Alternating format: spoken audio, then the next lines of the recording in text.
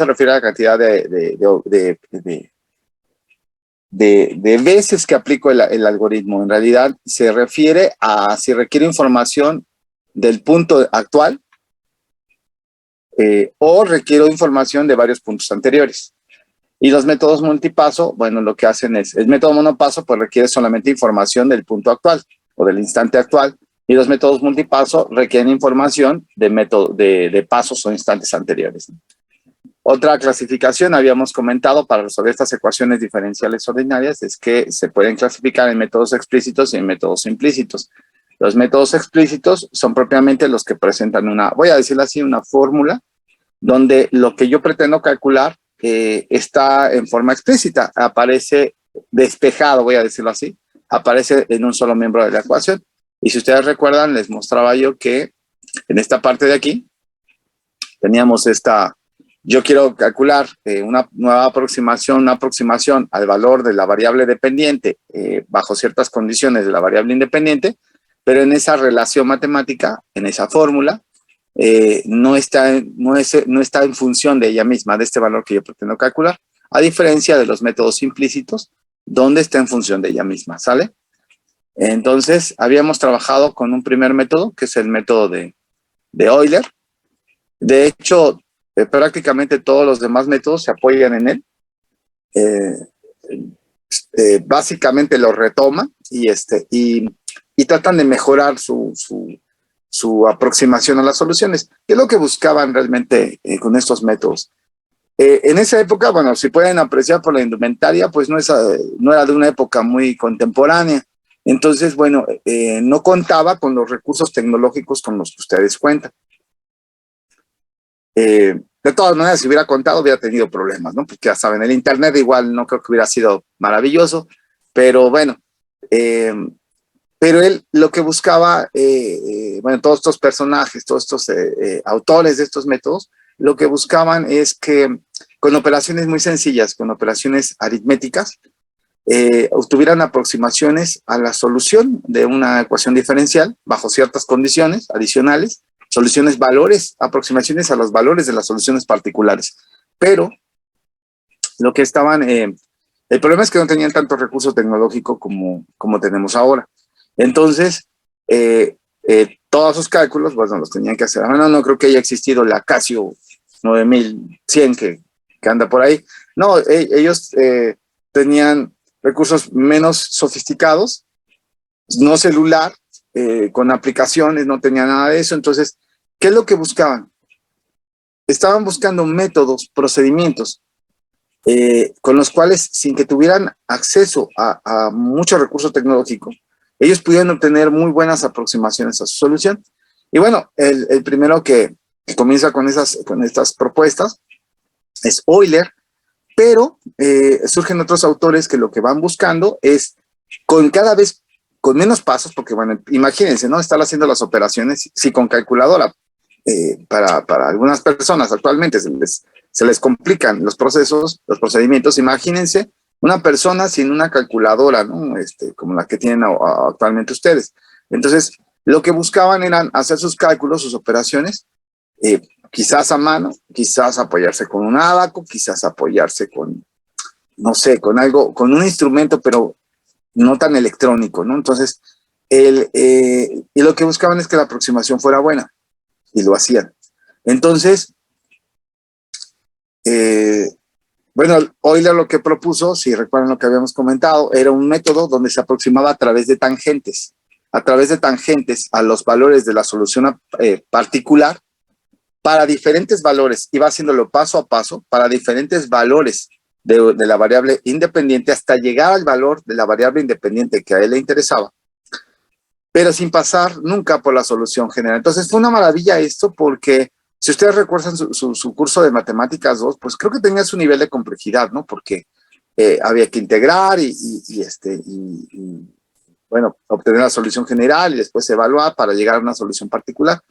Entonces, bueno, él lo que buscaba era algo, no estaba pensando en una computadora, pero él lo que decía es algo que me lleve de una manera más sencilla. Y hubo otros autores que vinieron más adelante y que lo que buscaban era que con una menor cantidad de pasos, de veces de aplicación del método, del algoritmo, se obtuvieran mejores aproximaciones, porque tenían que hacer las operaciones en forma manual. Nunca pensaron en una computadora, pero aparece una computadora y son procedimientos, son pasos tan simples, vamos a decir, muy básicos, que son fácilmente programables. Y entonces, como los procedimientos son, nosotros le llamamos aquí iterativos, pero serían repetitivos, entonces, bueno, ustedes ya llevaron algún curso de programación y saben que hay estructuras de repetición que podemos generar o desarrollar a través de un comando en un lenguaje específico de programación. Y entonces lo que hacemos es programar estos algoritmos, estos procedimientos iterativos, repetitivos, hasta llegar al valor que estamos buscando.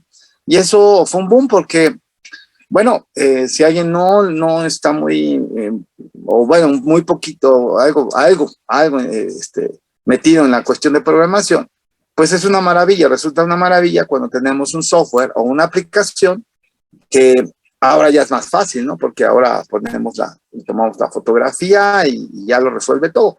Eso es una maravilla y sobre todo por cuestión de tiempo, porque cuando ustedes están trabajando en alguna cuestión, por ejemplo, en específico de ingeniería, y surge una cosa como estas, bueno, pues quizás ya no recuerden, ya no tienen sus cuadernos como antes en otras generaciones, simplemente lo voltean y le toman la fotografía y les dan un resultado. Aquí lo delicado es que, número uno, ya no tendrían que razonarlo propiamente, porque el que va a operar es la aplicación o el software. Lo más delicado es que si no lo han entendido o no han comprendido lo que están haciendo, entonces tampoco saben lo que están manipulando. Y es manejar un cerillo, pero en forma indiscriminada, ¿no? Entonces, tan puede servirme para hacer algo útil como para generar un accidente.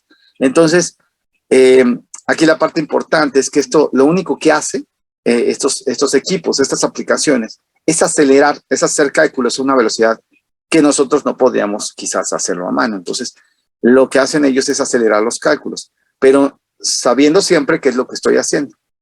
Entonces, bueno, ya hay aplicaciones que hacen no nada más cálculo numérico, hay cálculo simbólico. Este método, habíamos comentado que, bueno, que generalmente todos y otros métodos que vienen adelante, se utilizan para resolver ecuaciones diferenciales de primer orden. Están pensados así. Y les comenté que, bueno, para que no se vayan con esa inquietud, en este caso, bueno, les voy a mostrar también, después de ver estos métodos, qué se podría hacer, qué adaptaciones se podrían hacer para los casos donde aparezca una ecuación de orden diferente. ¿Y por qué? Porque generalmente cuando les dan cursos y dice el método tal y se da el método pensando en ecuaciones de primer orden. Pero ustedes en ingeniería no van a tener solamente ecuaciones de primer orden. Si lo contextualizamos en el tema de dinámica, por ejemplo, entonces si aparecen variables como el tiempo y desplazamientos, entonces ya saben ustedes que cuando establece una razón de cambio entre estas variables, entonces surgen velocidades y surgen aceleraciones. ¿Y por qué son importantes para ustedes? Porque si lo pienso también en un área de aplicación muy específica dentro de la ingeniería, bueno, podrían ser aceleraciones sísmicas. Y entonces van a tener, me parece, tengo entendido, creo que van a ustedes a hacer análisis de ese tipo. Entonces, para saber cómo se comportan las estructuras, poder hacer un análisis y a partir de ello tener un diseño.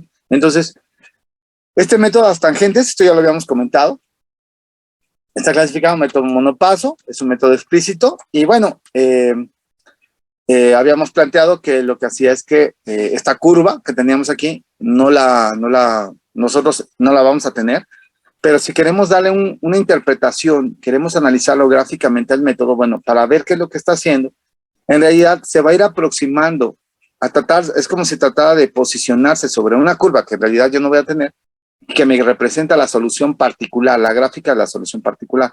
Si yo resuelvo una ecuación diferencial de primer orden y obtengo la solución general y a partir de las condiciones que me dan o de la condición que me dan, obtengo la solución particular, en esa expresión, esa relación matemática, en esa función solución, libre de derivadas, lo que voy a hacer es, si la gráfico, bueno, me va a dar para esa condición todos los posibles valores de la variable dependiente para valores posibles de la variable independiente. Y entonces esa gráfica, bueno, correspondería para esa condición. Si yo cambio la condición, tendría otra curva. y juntas le llaman familias de curvas, son familias o grupos de familias de curva solución, porque va cambiando el valor de la condición. Si es una sola condición, le llamaban problemas de valor inicial. Si son varias condiciones, le llamaban condiciones de borde o problemas con valores en la frontera, ¿sale? Entonces, bueno, esta gráfica en azul en realidad yo no la voy a tener. En métodos numéricos yo no la tengo porque sería la solución exacta, por decirlo así, y yo jamás voy a llegar a ella. Entonces, la aproximación que hace el método de Euler, decían, bueno, se va aproximando con tangentes, ¿no? Entonces se va aproximando con tangentes. La tangente sí la pueden generar porque la tienen. Si es una ecuación de primer orden, la primera derivada, recuerden que le representa la pendiente de una recta tangente a cualquier punto sobre la curva. Y yo tengo un punto inicial, por eso es un problema de valor inicial. Tengo el valor, es un valor, para un valor de la variable independiente, para un valor de X, tengo un valor de Y. Entonces, aun cuando yo no tengo la curva en azul que representaría la gráfica de YP, es decir, de la solución particular, yo tengo un punto, y como es una condición inicial, es un punto que está en esa curva solución. Aun cuando yo no tenga las otras, sí tengo ese valor, ese punto, esas coordenadas sí las tengo. Ese dato sí lo tengo. Si no lo tengo, no puedo hacer nada en métodos numéricos. Entonces, bueno, lo que hacía este procedimiento, este algoritmo, era trazar rectas tangentes. ¿Y por qué tangentes? Porque solamente tengo un punto. Si tuviera dos puntos, quizá trazaría una secante, pero solamente tengo un punto, entonces puedo trazar una tangente. ¿Y cómo garantizo que es una tangente? Voy a aprovechar que tengo la primera derivada. Sí, siempre y cuando sea una ecuación de primer orden. Porque si trabajara con una segunda derivada, ya no tendría la tangente, tendría la concavidad o curvatura. Entonces, ahí les voy a mostrar adelante qué se hace. Generalmente en los cursos no se habla, no lo hablan, pero a ustedes, en mi caso, les voy a mostrar qué es lo que hay que hacer, porque va a suceder dependiendo. Simplemente aquí en la escuela, bueno, dependiendo con quién cursen ustedes materias de este tipo, también va a ser aun cuando sea el temario el mismo, pues ustedes saben perfectamente, ustedes ya saben, cada maestro tiene su nivel, ¿no?, de trabajo. Entonces, en este caso, bueno, él va a trazar lo que hace Euler es trazar una tangente, este segmento azul más fuerte, y le digo más fuerte, pero no, porque siempre he tenido problemas, no sé cuál es el azul, no sé cuál es el índigo, no sé cuál es el azul marino, el azul, no sé, ¿no? Pero bueno, este es el más fuerte, este es el más claro, ¿no? Entonces, trazo una recta tangente, y de alguna manera debo garantizar que es tangente, y para eso tengo la primera derivada, y la voy a proyectar con esa pendiente hasta el siguiente valor de X. No lo hago en un solo paso, no lo hago de un jalón, porque el nivel de error que voy a tener en la aproximación para este valor de X5 que me interesa va a ser muy alto, puede llegar a ser muy alto. Imagínense si yo proyecto esta línea hacia acá, hasta llegar a X5. Me va a posicionar como para un valor, me va a decir que la aproximación al valor de la Y para este valor de X5 andaría quizás por aquí abajo. Y el nivel de error que tengo con respecto al que debe ser es muy alto. Entonces lo que se hace es dividir por pasos. Voy aproximándome paso a paso, y mientras más pasos tenga, la aproximación es mejor. ¿Por qué? Porque el segmento es tan pequeño que casi, o sea, no se dispara, si yo lo alargo un poco más, ese segmento se va a alejar de la curva, ¿no? Entonces, bueno, lo voy a hacer con más segmentos. Pero, ¿qué les parece si corro por agua y nos volvemos a conectar? Porque la sesión ya se va a desconectar, ¿va? Sí, profe.